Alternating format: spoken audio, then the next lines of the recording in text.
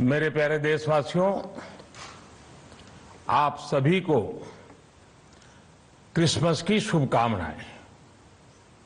हम इस वर्ष के अंतिम सप्ताह में हैं। 2022 बस आने ही वाला है। आप सभी 2022 के स्वागत की तैयारी में जुटे हैं, लेकिन उत्साह और उमंग के साथ ही ये समय सचेत रहने का भी है। आज दुनिया के कई देशों में कोरोना के नए वेरिएंट ओमिक्रॉन की वजह से संक्रमण बढ़ रहा है। भारत में भी कई लोगों के ओमिक्रॉन से संक्रमित होने का पता चला है। मैं आप सभी से आग्रह करूंगा कि पैनिक न करें। हां, सावधान रहें, सतर्क रहें, मास्क उसका भरपूर उपयोग करें और हाथों को थोड़ी थोड़ी देर पर धुलना, इन बातों को हमें भूलना नहीं है। आज जब वायरस म्यूटेट हो रहा है तो हमारी चुनौतियों का सामना करने की ताकत और आत्मविश्वास भी मल्टीप्लाई हो रहा है। हमारी इनोवेटिव स्पिरिट भी बढ़ रही है। आज देश के पास 18 लाख आइसोलेशन बेड्स हैं, 5 लाख ऑक्सीजन सपोर्टेड बेड्स हैं, 1,40,000 आईसीयू बेड्स हैं। आईसीयू और नॉन आईसीयू बेड्स को मिला दें तो 90,000 बेड्स विशेष तौर पर बच्चों के लिए भी हैं।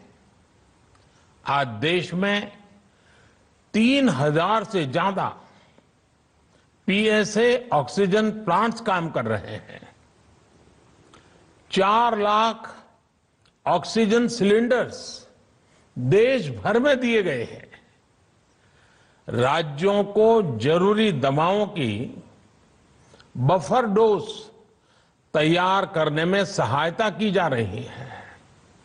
उन्हें पर्याप्त टेस्टिंग किट्स भी मुहैया कराई जा रही है। साथियों, कोरोना वैश्विक महामारी से लड़ाई का अब तक का अनुभव यही बताता है कि व्यक्तिगत स्तर पर सभी दिशा निर्देशों का पालन कोरोना से मुकाबले का बहुत बड़ा हथियार है। और दूसरा हथियार है वैक्सीनेशन। हमारे देश ने भी इस बीमारी की गंभीरता को समझते हुए बहुत पहले निर्माण पर मिशन मोड में काम करना शुरू कर दिया था। वैक्सीन पर रिसर्च के साथ साथ ही approval processes, supply chain, distribution, training, IT support system, certification पर भी हमने निरंतर काम किया। इन तैयारियों का ही नतीजा था कि भारत ने इस साल 16 जनवरी से अपने नागरिकों को वैक्सीन देना शुरू कर दिया था। ये देश के सभी नागरिकों का सामूहिक प्रयास और सामूहिक इच्छा शक्ति है कि आज भारत 141 करोड़ वैक्सीन डोज के अभूतपूर्व और बहुत मुश्किल लक्ष्य को पार कर चुका है। आज भारत की वयस्क जनसंख्या में से 61% से ज्यादा जनसंख्या को वैक्सीन की दोनों डोज लग चुकी हैं। इसी तरह वयस्क जनसंख्या में से लगभग 90% लोगों को वैक्सीन की एक डोज लगाई जा चुकी है। आज हर भारतवासी इस बात पर गर्व करेगा कि हमने दुनिया का सबसे बड़ा, सबसे विस्तारित और कठिन भौगोलिक स्थितियों के बीच इतना सुरक्षित वैक्सीनेशन अभियान चलाया। कई राज्य और विशेष तौर से टूरिज्म की दृष्टि से महत्वपूर्ण राज्य जैसे गोवा, उत्तराखंड, हिमाचल जैसे राज्यों ने 100% सिंगल डोज वैक्सीनेशन का लक्ष्य हासिल कर लिया है।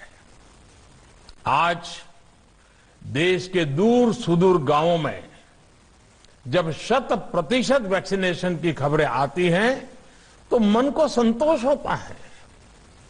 यह प्रमाण है हमारे हेल्थ सिस्टम की मजबूती का, हमारी टीम डिलीवरी का, हमारे हेल्थ केयर वर्कर्स के डेडिकेशन और कमिटमेंट का, और देश के सामान्य मानवी के अनुशासन और विज्ञान में उनके विश्वास का।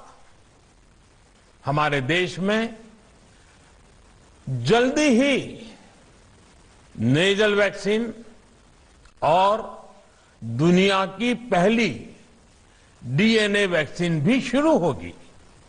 साथियों, कोरोना के खिलाफ भारत की लड़ाई शुरू से ही वैज्ञानिक सिद्धांतों, वैज्ञानिक परामर्श और वैज्ञानिक पद्धति पर आधारित रही है।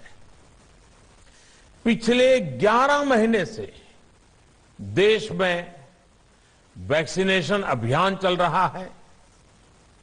देशवासी इसके लाभ भी महसूस कर रहे हैं। उनकी रोजमर्रा की जिंदगी सामान्य हो रही है। आर्थिक गतिविधियां भी दुनिया के कई देशों की तुलना में उत्साहजनक रही हैं। लेकिन साथियों, हम सभी जानते हैं कि कोरोना अभी गया नहीं है। ऐसे में सतर्कता बहुत जरूरी है। देश को सुरक्षित रखने के लिए, देशवासियों को सुरक्षित रखने के लिए हमने निरंतर काम किया है। जब वैक्सीनेशन शुरू हुआ तो उसमें भी वैज्ञानिक सुझावों के आधार पर ही ये तय किया गया कि पहली डोज किसे देना शुरू किया जाए, पहली और दूसरी डोज में कितना अंतराल हो, स्वस्थ लोगों को कब वैक्सीन लगे, जिन्हें कोरोना हो चुका है उन्हें कब वैक्सीन लगे, और जो कोमॉर्बिडिटी से ग्रस्त हैं उन्हें कब वैक्सीन लगे। ऐसे निर्णय लगातार किए गए और ये परिस्थितियों को संभालने में काफी मददगार भी साबित हुए हैं।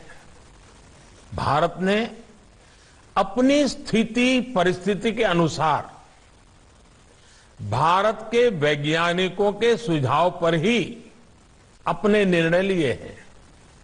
वर्तमान में ओमिक्रॉन की चर्चा जोरों पर चल रही है। विश्व में इसके अनुभव भी अलग अलग है, अनुमान भी अलग अलग है। भारत के वैज्ञानिक भी इस पर पूरी बारीकी से नजर रखे हुए हैं, इस पर काम कर रहे हैं। हमारे वैक्सीनेशन को आज जब 11 महीने पूरे हो चुके हैं तो सारी चीजों का वैज्ञानिकों ने जो अध्ययन किया है और विश्व भर के अनुभवों को देखते हुए आज कुछ निर्णय लिए गए हैं। आज अटल जी का जन्मदिन भी है, क्रिसमस का त्योहार भी है, तो मुझे लगा कि इस निर्णय को आप सबके साथ साझा करना चाहिए। साथियों, 15 साल से 18 साल की आयु के बीच के जो बच्चे हैं, अब उनके लिए देश में वैक्सीनेशन प्रारंभ होगा। 2022 में 3 जनवरी को सोमवार के दिन से इसकी शुरुआत की जाएगी। ये फैसला कोरोना के खिलाफ देश की लड़ाई को तो मजबूत करेगा ही, स्कूल कॉलेजों में जा रहे हमारे बच्चों की और उनके माता पिता की चिंता भी कम करेगा। साथियों, हम सबका अनुभव है कि जो कोरोना वॉरियर्स हैं, हेल्थ केयर और फ्रंटलाइन वर्कर्स हैं, इस लड़ाई में देश को सुरक्षित रखने में उनका बहुत बड़ा योगदान है। वो आज भी कोरोना के मरीजों की सेवा में अपना बहुत समय बिताते हैं। इसलिए प्रिकॉशन की दृष्टि से सरकार ने निर्णय लिया है कि हेल्थ केयर और फ्रंटलाइन वर्कर्स को वैक्सीन की प्रिकॉशन डोज भी प्रारंभ की जाए। इसकी शुरुआत 2022 में 10 जनवरी सोमवार के दिन से की जाएगी। साथियों, कोरोना वैक्सीन का अब तक का ये भी अनुभव है कि जो अधिक आयु वाले हैं और पहले से ही किसी न किसी गंभीर बीमारी से पीड़ित है, उन्हें प्रिकॉशन लेना सलाह योग्य है। इसको ध्यान में रखते हुए 60 वर्ष से ऊपर की आयु के कोमॉर्बिडिटी वाले नागरिकों को उनके डॉक्टर की सलाह पर वैक्सीन की प्रिकॉशन डोज का विकल्प उनके लिए उपलब्ध होगा। ये भी 10 जनवरी से प्रारंभ होगा। साथियों, मेरा एक आग्रह है कि अफवाह, भ्रम और डर पैदा करने के जो प्रयास चल रहे हैं, उनसे बचना चाहिए। हम सभी देशवासियों ने मिलकर अब तक दुनिया का सबसे बड़ा वैक्सीनेशन अभियान चलाया है। आने वाले समय में हमें इसको और गति देनी है और विस्तार देना है। हम सभी के प्रयास ही कोरोना के खिलाफ इस लड़ाई में देश को मजबूत करेंगे। आप सबका बहुत बहुत धन्यवाद।